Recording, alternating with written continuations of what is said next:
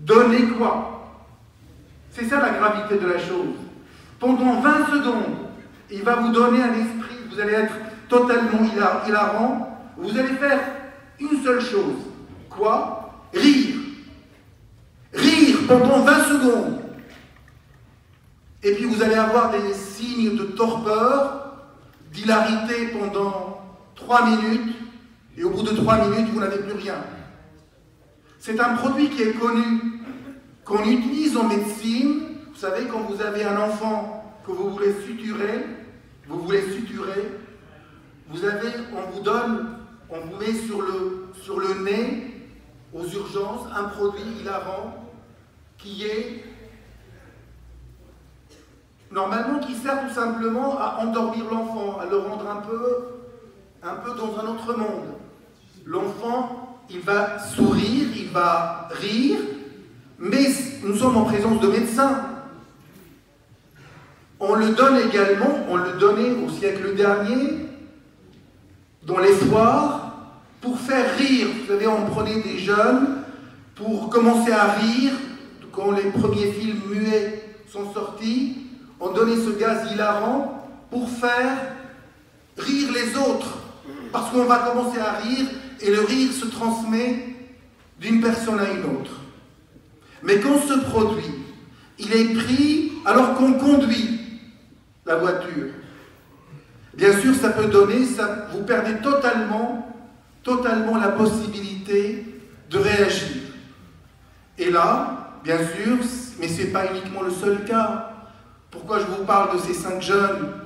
Parce que je connais parfaitement l'histoire. Mais ce sont des histoires qui se produisent tous les jours. On dit que 50 à 70% des gens de moins de 30 ans ont déjà essayé au moins une fois.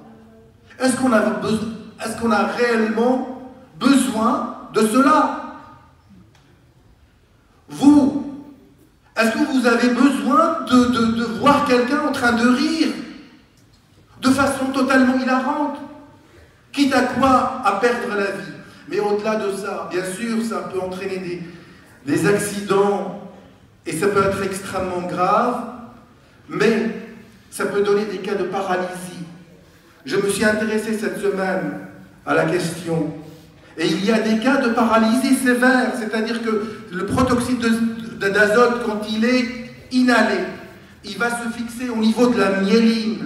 La myéline, c'est quelque chose de capital, c'est la protection de la moelle épinière. Et on a des gens, aujourd'hui, qui sont devenus totalement paralysés après l'inhalation de produits comme le protoxyde d'azote. Alors, bien sûr, il faut se poser la question, pourquoi on fait ça? Quand vous avez des enfants qui inhalent avec des ballons, ce n'est pas parce que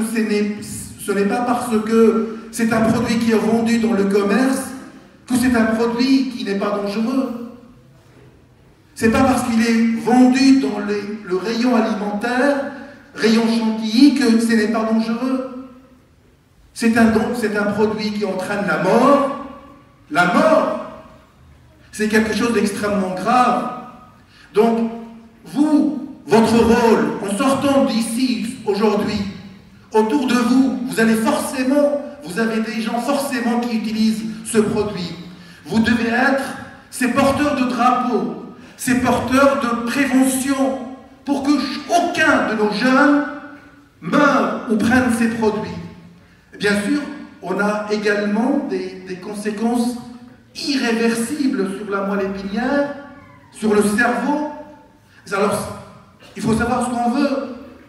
Notre rôle ne doit pas se limiter uniquement à propager la bonne parole et dire voilà, effectivement, les 5 sont musulmans et le dernier, j'ai appris qu'il a fait une conversion 3 jours avant. Mais est-ce une raison suffisante pour accepter la mort de quelqu'un de cette manière? Non. Alors, je vous demande, je vous conjure, essayez de, vous, en sortant d'ici, aujourd'hui, il faut que ce produit disparaisse premièrement de vos maisons. La chantilly, mais on n'a pas besoin de chantilly. Quitte à supprimer la chantilly de votre répertoire, on ne peut pas accepter autant de morts. 17 ans à 21 ans, 5 d'un seul coup. La semaine dernière, est-ce que c'est acceptable? Non, ce n'est pas acceptable. Déjà, nos prisons sont remplies avec des jeunes qui vendent du crack, qui vendent du shit, qui vendent... Mais attendez, où va-t-on? Les addictions, comme je vous l'avais dit il y a l'année dernière, vous savez, c'est un problème de confiance. Un enfant qui a confiance en lui, un enfant qui est respecté, un enfant qui se sent utile, ne touche jamais ces produits-là. Donc votre rôle, bien sûr, ne doit pas se limiter à surveiller vos enfants. Parce que tous les enfants essayent de toucher de loin ou de près. Et puis quand l'addiction arrive, quand les enfants sont touchés, quand ils essayent une fois, 2 fois, 3 fois, après ils sont dépendants. Ils sont malades, c'est-à-dire qu'on ne peut plus rien faire. Et comme je vous l'avais dit, là, le cerveau, il y a la maturation du cerveau à 19 ans.